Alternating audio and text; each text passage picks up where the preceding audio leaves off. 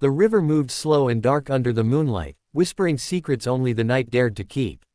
Willow Heart stood at its edge, skirts damp with mist, her heart pounding louder than the current. She knew she shouldn't be there. The sheriff's daughter had no business sneaking out past midnight, especially not to the one place rumored to shelter a ghost, or an outlaw. A twig snapped behind her. She turned, breath caught in her throat, and there he was. Eli cross-stepped from the shadows like he'd been born of them, hat low, coat worn thin, eyes sharp with a life spent running. Every poster in town called him dangerous. A thief. A killer. Her father called him a disease that needed cutting out. But the man standing before her only looked tired. "You shouldn't come here," Eli said quietly. His hand hovered near his gun, not in threat, but habit. "If anyone sees you." "I know," Willow whispered. "I know all of it." The river lapped against the stones between them, the only sound daring to breathe. They had met like this before, by accident at first, her horse spooked, his camp too close to the trail. Fear had turned into words. Words into glances. Glances into something far more dangerous than any gun. "You're hurt," she said, noticing the dark stain on his sleeve. "Just a scratch." "It's bleeding." Eli scoffed softly, but didn't pull away when she stepped closer. Her fingers trembled as she tore a strip from her shawl, wrapping it around his arm. The outlaw watched her as if the world had narrowed to this single moment, the sheriff's daughter kneeling before him, eyes full of worry instead of judgment. "My father is hunting you," she said, voice breaking. "The posse rides at dawn." Eli looked toward the trees, where freedom and death often wore the same face. "Then I'll be gone by sunrise." Her hands stilled. "You always run. And you always stay," he replied gently. "That's the difference between us." Willow stood, tears glistening but unfallen. "What if I didn't want to stay?" The words hung between them, heavier than any law. Eli stepped closer, close enough that she could feel the warmth of him, smell river water and dust and something unmistakably human. "If you leave," he said, voice rough, "you lose everything." "If I stay," she whispered, "I lose you." For the first time, Eli's mask cracked. Years of gunfire, betrayal, and bloodshed hadn't broken him, but the quiet truth in her eyes nearly did. He lifted a hand, hesitating, as if touching her might be the one crime he couldn't survive. "My world will ruin you," he said. "Your world is honest," Willow replied. "Mine wears a badge and calls itself righteous." The river surged, as if urging them forward. Eli's fingers brushed hers, a touch so light it felt like a promise and a goodbye all at once. In that touch were all the words they couldn't say: fear, longing, love born in the wrong place under the wrong stars. Hoofbeats echoed faintly in the distance. Eli stepped back, pain flickering across his face. "Go home, Willow." She didn't move. "I need you safe," he continued. "Even if it's from me." Tears finally fell as she nodded, turning away before he could see her break. She walked back toward the town lights, each step tearing something out of her chest. When she looked back, the riverbank was empty. Only the moon remained, reflecting two hearts that had spoken once, clearly, fiercely, before the world could silence them. Willow didn't remember the walk back to town, only the ache in her chest and the way the night air burned her lungs. Every sound felt louder now, the creak of signs, the distant bark of a dog, the soft clink of the jailhouse bell as the wind nudged it. Home stood at the end of the street, lantern glowing warm and steady, a promise of safety that felt suddenly like a cage. Inside, her father sat at the table, cleaning his rifle. Sheriff Thomas Hart looked up the moment she stepped in, eyes sharp despite the late hour. "You're out late," he said. "I couldn't sleep," Willow replied, steadying her voice. He studied her for a moment too long, then nodded.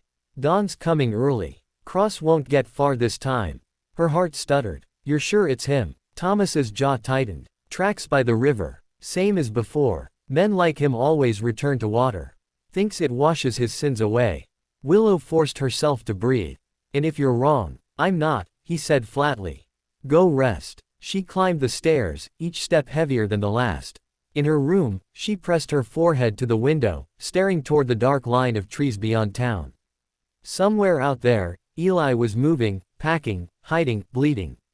Alone, she sat on her bed until the lantern burned low, then stood with sudden resolve. If he ran, he'd be hunted like an animal. If he stayed, he'd be killed. And if she did nothing, she'd live the rest of her life haunted by the sound of the river and the feel of his hand brushing hers. Before dawn, Willow packed a small satchel, bread, dried meat, a flask, her mother's old compass. She changed into trousers and boots, her heart hammering as if it already knew what she was about to do. Outside, the town slept. The posse gathered just as the sky began to pale. 5 men, rifles slung, horses restless. Her father mounted his horse, expression carved from stone. Willow watched from the porch until they rode out, dust rising behind them like a warning. Then she turned and slipped away in the opposite direction, toward the river. Eli felt the pain before he heard her. Not the sharp sting in his arm, but the deeper one, the instinct that told him something had shifted. He had moved camp twice since leaving the riverbank, deeper into the woods where the ground grew rocky and the trees knotted together like clenched fists. Blood loss made his head swim, but he kept moving, driven by the certainty that stopping meant dying. A branch snapped. He spun, gun raised, finger tight on the trigger. "Don't," he growled. Willow stepped into view, breathless, hair tucked beneath a cap too large for her. "It's me." For a heartbeat, he couldn't speak. "You shouldn't be here. I know. They're coming. I know that too." Eli lowered the gun slowly, anger and fear crashing together in his chest. "Did he follow you?" "No. They went the long way. You have maybe an hour." He ran a hand through his hair, frustration raw. "You don't understand what you're doing." "I do," she said. "I'm choosing." Her eyes held no doubt, only a fierce, quiet determination he'd never seen before. It terrified him more than the rifles ever could. "You'll be hunted," he said. "Branded the same as me. Then maybe I'll finally be free." They moved quickly, Eli guiding her through narrow paths only he knew, skirting ravines and dry creek beds. The forest grew denser, shadows stretching long as the sun climbed. Behind them, faint shouts echoed, distant, but real. By noon, Eli was pale, sweat soaking his shirt. Willow noticed the way his steps faltered.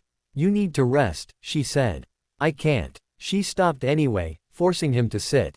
When she unwrapped the bandage, her breath caught. The wound was angry and dark. "This isn't just a scratch." He gave a weak smile.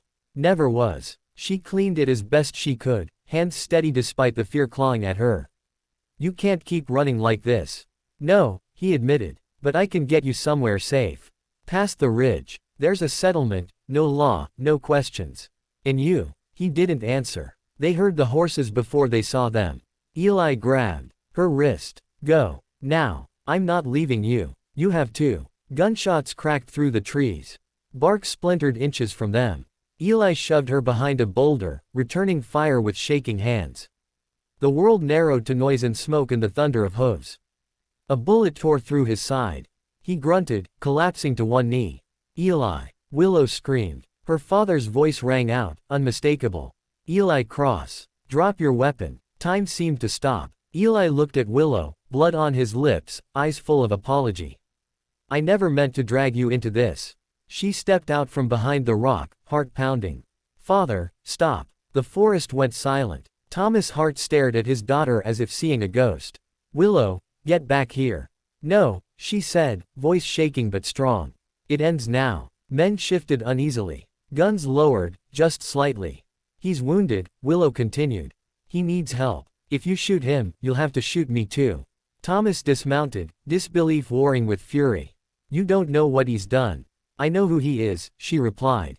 "And I know who you taught me to be." Eli tried to stand and failed. Blood soaked the ground beneath him. Thomas looked at the outlaw, then back at his daughter. For the first time in years, doubt flickered across the sheriff's face.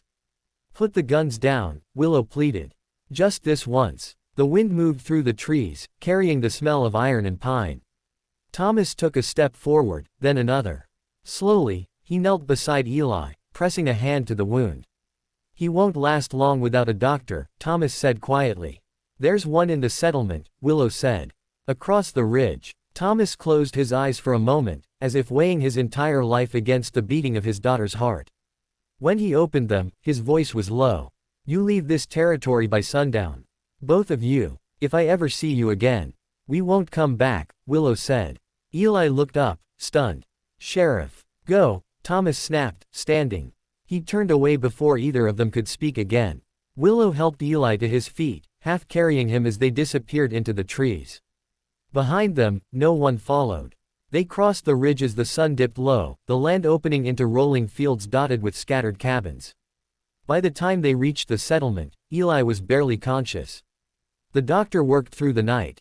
Willow stayed by his side, holding his hand, whispering his name like a prayer. When dawn came again, soft and golden, Eli opened his eyes.